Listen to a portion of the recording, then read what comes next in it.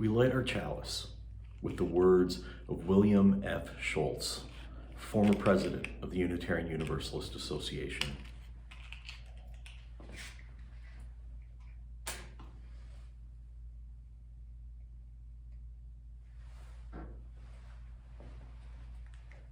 Come into this place of peace and let its silence heal your spirit. Come into this place of memory and let its history warm your soul. Come into this place of prophecy and power and let its vision change your heart. Merry Christmas.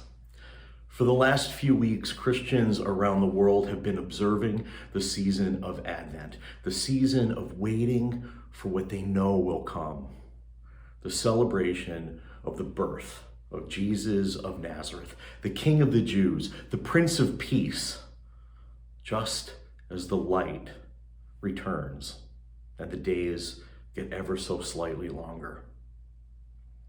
Advent is the season of hope and longing, and the next 12 days are a time of cheer.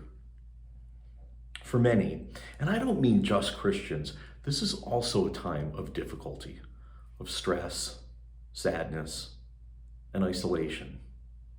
It's particularly difficult for those who are observing their first Christmas after the loss of a loved one, or celebrating alone because of the pandemic. Too many among us are in just that position right now. But here we are, with the flame of our passion for life lit within the chalice of our covenant, ready to enjoy music, story, and each other's company in the way that we can. Sunday, during worship, the children and some of the adults in our congregation presented the story of solstice as a pageant, as people have done for thousands of years. In most traditions, holiday celebrations are built around retelling their origin stories. And Christmas is no different.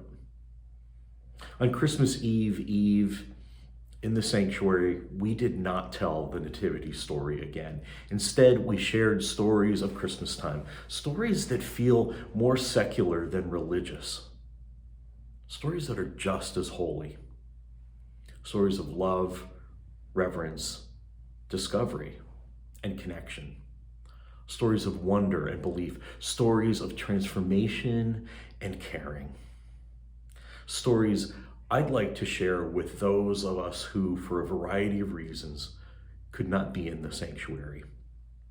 Since we've prepared this video ahead of the actual service, the music we're including is from last year's Christmas Eve service, and we hope you enjoy it.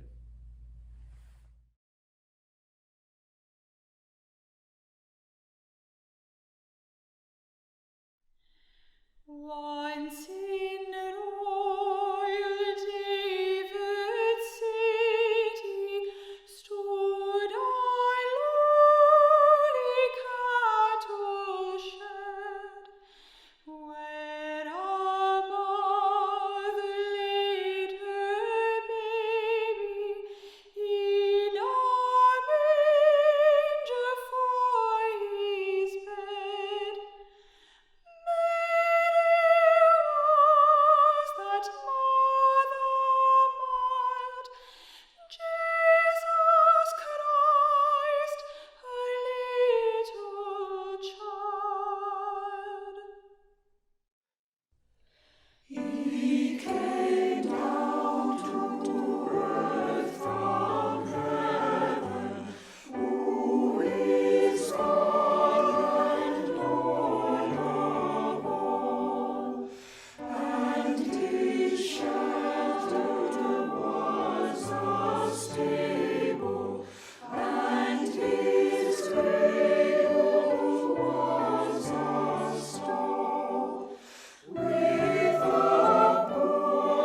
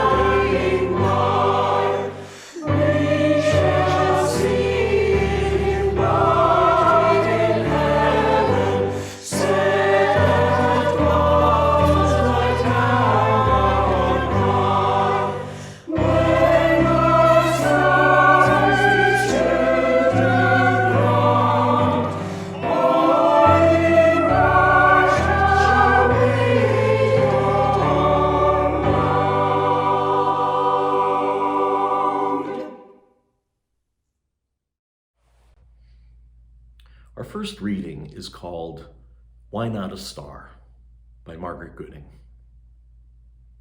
They told me that when Jesus was born, a star appeared in the heavens above the place where the young child lay. When I was very young, I had no trouble believing wondrous things. I believed in the star. It was a wonderful miracle, part of a long ago story foretelling an uncommon life. They told me a supernova appeared in the heavens in its dying burst of fire. When I was older and believed in science and reason, I believed the story of the star explained. But I found that I was unwilling to give up the star, a fitting symbol for the birth of one whose uncommon life had been long remembered. The star explained became the star understood, for Jesus, for Buddha, for Zarathustra. Why not a star? Some bright star shines somewhere in the heavens each time a child is born. Who knows what it may foretell? Who knows what uncommon life may yet again unfold if we give it but a chance?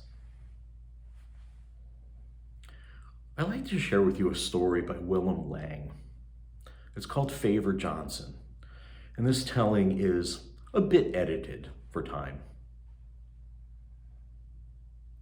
Snow was falling softly past the street lamps in the village. From almost every chimney, smoke drifted up through the falling snow. A few houses were hung with wreaths and colored lights around the front doors. Through the front windows gleamed lights on Christmas trees. A pair of shaky headlights stopped at the first house. A man in overalls and rubber boots got out, reached back into the front seat for a small package, and trudged up through the snow to the kitchen door of the house. He knocked. The door opened, and he went inside. A few minutes later, he came back out again with the sound of voices following him. "Merry Christmas," someone called, and he waved. He got back into his truck, drove to the next house, and the next, all the way through the village. Shortly after 10, he turned the old truck around and disappeared into the night, his single red taillight glowing through the snow. Favor Johnson had just delivered his Christmas presents again. In every house where he stopped, there was now a small cylindrical package wrapped in aluminum foil. When these packages were unwrapped, they revealed tin cans with one end removed and a fruitcake baked inside. For single folks and couples, it was a soup can. For families up to 5, it was a vegetable can. And for larger establishments, a tomato can. All of them full to the brim with the most succulent fruitcake you could imagine, mixed up with homemade butter and studded with hickory nuts, candied cherries, and pineapple, citron, raisins, and currants. It was flavored with Favor's own hard cider. Where old Favor had paused only momentarily or gone only as far as the doorstep, there remained the scuff marks of his boots in the snow, where he'd shuffled his feet nervously. But where he'd gone inside and chatted, or perhaps shared a bit of cheer, the distinctive odor of cow barn lingered faintly in the night, a further reminder of who had brought the foil-wrapped package for which each family was already making its special plans. And always, some child would ask, "Why did Mr. Johnson bring us a fruitcake?" "Well," a mother or father would answer, "it's just his way of saying Merry Christmas."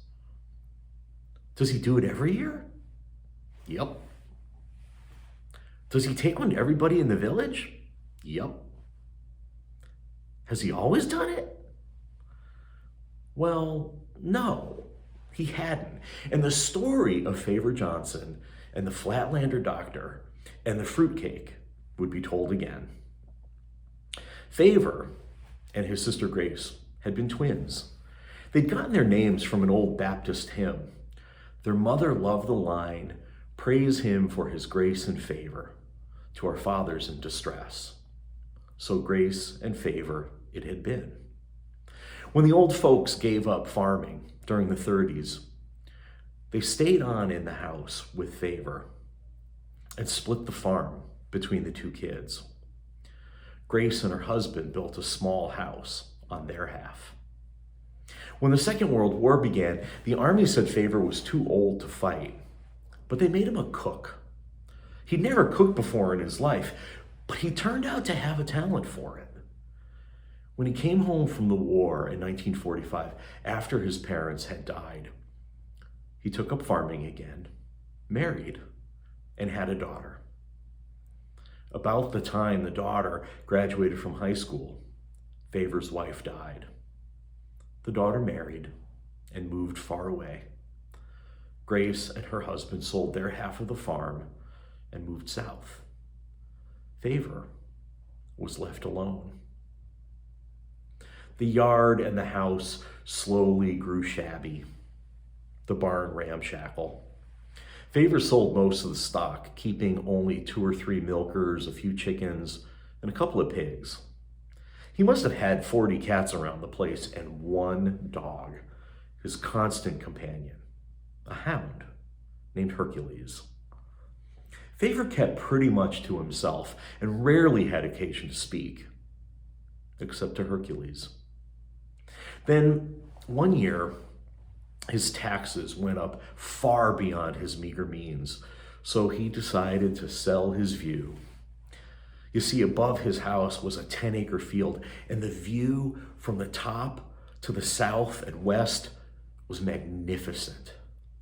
Real estate agents had pestered him for years to let them sell it, and now he had to. The field was bought by a surgeon from Massachusetts, Dr. Jennings and his wife. They hired an architect and built a magnificent glass-fronted house where the Jennings had said they hoped to retire someday. The Jenningses were good people, solid and predictable. They'd arrive every Friday evening and stay until Sunday afternoon. Saturday mornings, Doc Jennings would wander down to Favor's yard to chat and buy eggs or milk. One early winter afternoon, on Christmas Eve, Hercules failed for the first time in his life to show up at the barn door during the evening milking. Favor remembered he'd heard rabbit hunters in his swamp that afternoon, so after milking, he took a flashlight and started for the swamp. It was dark, and it was beginning to snow. As he headed down the hill, he heard Doc and Mrs. Jennings in the driveway. Hours later, after wandering all through the swamp, calling for his dog, he heard a whine coming from a tangle of alders. And he found Hercules. He'd been shot. Favor scooped him up in his arms and headed back toward the house, stumbling through the thick brush. His flashlight finally faded and died. Just as he scrambled up onto the shoulder of the road with the dying dog, the lights of Doc's car swept across him. The car skidded to a stop and Doc jumped out. "My God," he cried, "what's happened?" Favor told him. "I've got a blanket in the back," said Doc. "Let's wrap him up and get him to a vet." "Nope," said Favor. "I don't want to do that. He don't look like he's gonna live, and this is the only home he's ever known. If he's gonna die, ought to be right here." Tears mingled with the sweat on Favor's face. "All right," answered Doc. He shouted toward the car, "Honey, run back up to the house and get that first aid kit in the kitchen. Come on, Favor, let's get that dog into the house." Doc was all dressed up in a 3-piece suit and a tie. He and his wife had been headed for the midnight church service. But as he and Favor entered the kitchen, he threw his overcoat over a chair. He rolled up his sleeves, told Favor to put Hercules onto the porcelain top table, and began to examine the weakly panting dog. Heat some water, will ya? He asked. And I'll need a candle and a sharp knife and some tweezers if you got them, and a pair of sharp-nosed pliers. In a few minutes, Mrs. Jennings came back with the first aid kit. Doc told her to go on to church, but on the way back, to stop at the hospital emergency room and pick up some things that he'd just ordered by phone. She left, and he and Favor went back to work on old Hercules. He was in rough shape, too weak to struggle.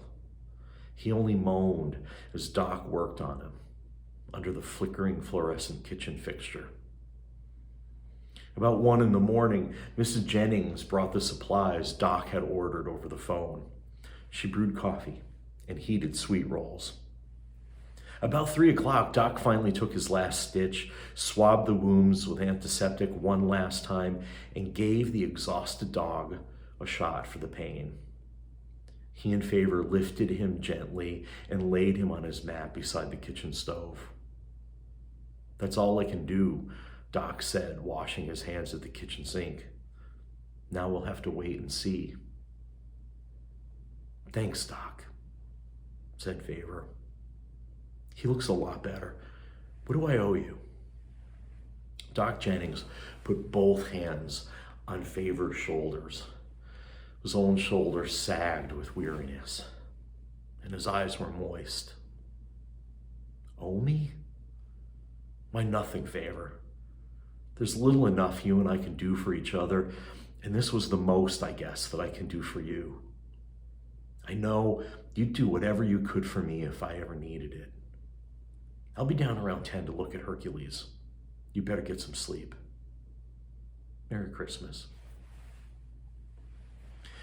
When Doc came down later, Hercules was too weak to raise his head in greeting. His long tail thumped softly on the mat beside the stove. He was going to be all right. Doc had brought a gift with him, a fancy boxed fruitcake from an expensive mail order place somewhere. Favor thanked him again for saving Hercules and for the fruitcake. But later, tasting it for the first time, he gagged. He said, "I can do better than that." And that's how it all started. He made just one that first year for Doc and Mrs. Jennings, and then a few the next year for some friends. Within a few years, his list had expanded to include the whole village. Now, everyone in the village responds in kind. During the 2 weeks of the holiday season, his bedraggled dooryard is hardly ever without a visiting car or two, and his kitchen is piled high with gifts that he savors and enjoys all through the long winter. We used to have Friday night dinners with a little group of local ministers and priests from several different faiths. My husband, Joe, and I were affectionately called the heathens by the Catholic priests. A couple of years ago, after dinner, we invited everyone back to our house for coffee and cake. It was just about this time of year, and the priest saw our lean Christmas decorations and laughed over the little glowing sign that read, "Believe." "You don't believe in Christ," one of them laughed. I tried to be as deadpan as I could in my response. I may not believe in the Trinity, in the divinity of Jesus, but, here I paused for dramatic effect, I believe in the holiness of the birth that brought to the world a baby who would become a radical prophet, someone so radical that his true followers would still, to this day, dedicate themselves to feeding the hungry, giving shelter to the homeless and itinerant, and providing healing to the sick. I believe in those things. Fair enough, he smiled. The truth is, I believe in a lot of things that are worth celebrating at Christmas. I believe that we never really know what it is that shape the lives and dispositions of other people, and listening to them can bring about more love and care. I believe that blocking out the negative, if only for a little while, can bring about real, more permanent change. I believe that every time a child is born, it's a miracle, and that children thrive in families and communities where they are nurtured and loved.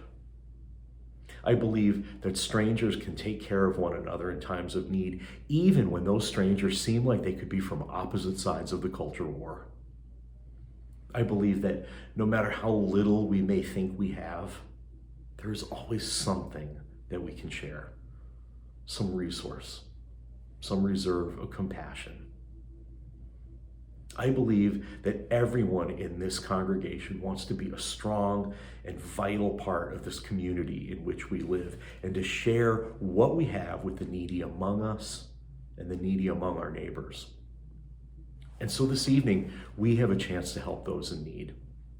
This evening's collection will go to the Agape Fund, so that when a neighbor, a member, a friend, anyone, an individual, a family, or an organization asks us for help, we can give it.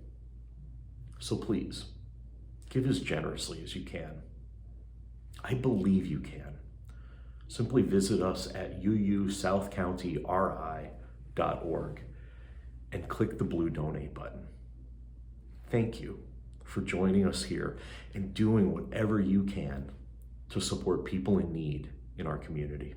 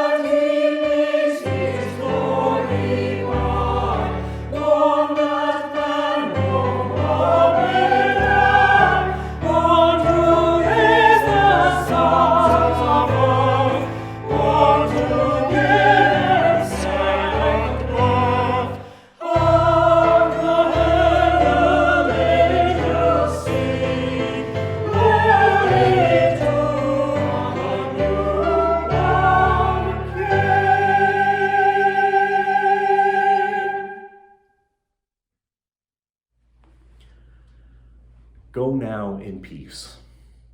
For this is the time when, as Howard Thurman wrote, the work of Christmas begins.